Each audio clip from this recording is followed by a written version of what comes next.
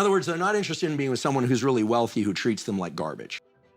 If you look at sort of who people select to have sex with versus who people select to try and form long-term relationships with them, I mean, there are many men who would not choose to be with the woman that is most attractive to everybody because they don't have the confidence they could keep her. That's right? a good point. Even if she's not a flirt and wouldn't be looking, right? Even if she didn't have a wandering eye. Some men deliberately wouldn't want to be with the most beautiful. People tend to match up pretty closely in terms of attractiveness.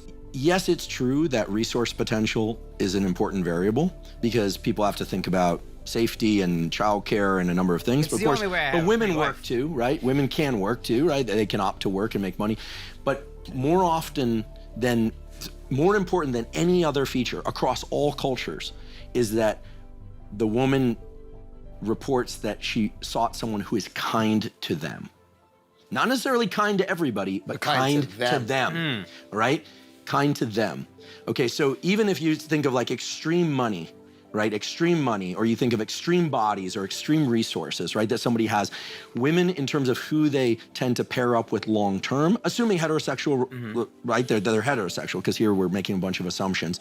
But in that mold, what is shown up over and over again in the data is that their top priority is that someone be kind to them. In other words, they're not interested in being with someone who's really wealthy who treats them like garbage. Is that and also... I think this gets lost because people think, oh, it's all about money. It's not all about money. It's about safety and kindness, because you're talking about a long-term bond. Right. Yeah. Now, then people say, well, what about this notion of gold diggers? And by the way, there are male and female gold diggers, because the last thing you want is someone with a ton of reproductive potential, resource potential, who's gonna treat you like garbage. Chances are they're not gonna stay with you. Or you're gonna be there, but then they're gonna bring in other mates. You know, and so when you look at the roots of jealousy and concerns about infidelity, or you look at the roots of sort of like concerns about resource potential and all that, it all kind of makes sense in this very old-fashioned model. It also makes sense in the model that we live in now. Kindness toward each other is fundamentally the most important variable, which is kind of reassuring. I don't say that to be politically correct. That's how the data fall out. And that never gets discussed because it's not as edgy as thinking like, oh yeah, it's all about money, it's all about beauty, it's all about this, it's about the Lamborghini. It's like, no, like how is he gonna treat you? And so there's also something very special to people about the other person who is very desired by a lot of people, treating them particularly nicely. Right? Like, I mean, you hear this notion of being picked, right?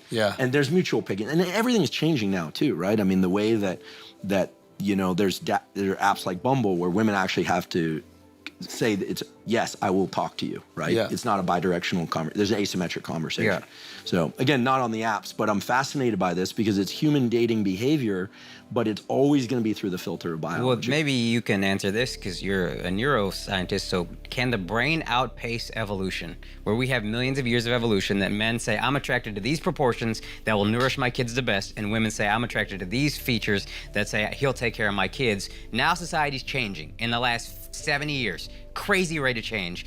All this is like getting changed up. Can your brain outpace your evolution, which has been hardwired for millions of years, and say, you know what, I don't care about all these things? So we have this real estate in our brain right behind our forehead called the prefrontal cortex, and it's your rule-setting machine.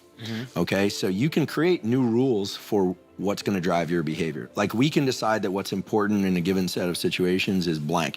You actually see this, right? If people go away on retreats or they go to some event and there's only, you know, let's say, again, we're assuming heterosexual relationships here, 10 men and 10 women, they're all heterosexual. You know, who you find most attractive will be gauged against the other 9, right? Right. And so, but in a world in New York City, right, then the mean is that the distribution is much broader and the mean is shifted perhaps, right?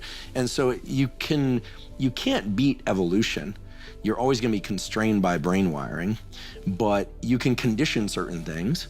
And also sometimes people are selecting for somebody who's really nice, really funny, we get along so well. I mean, there are other criteria, right? I'm just trying to get you to say it's okay for us to be shallow, really, at the end of the day. I mean, it's as okay to be shallow as being shallow is important to you, right? There are people who are like, they have their list, right? They're like, I want to be with someone who graduated college, or I don't care, or I want to be with somebody who, you know, is physically attracted to, et cetera, et cetera. I mean, the reality is that no matter how two people are to one another, like at some point it becomes familiar.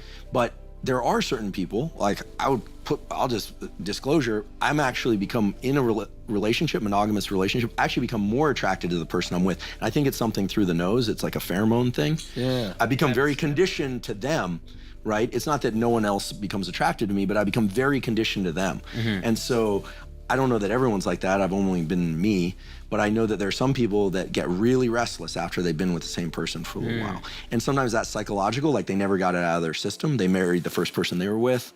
And other times it could be physiological, you know? Both of them. So there's a lot of range on these. I mean, the biology constrains it. To answer your question, it constrains it, sets some outer bounds on this. Like, I don't think, for instance, that we can become attracted to like tree frogs, for instance.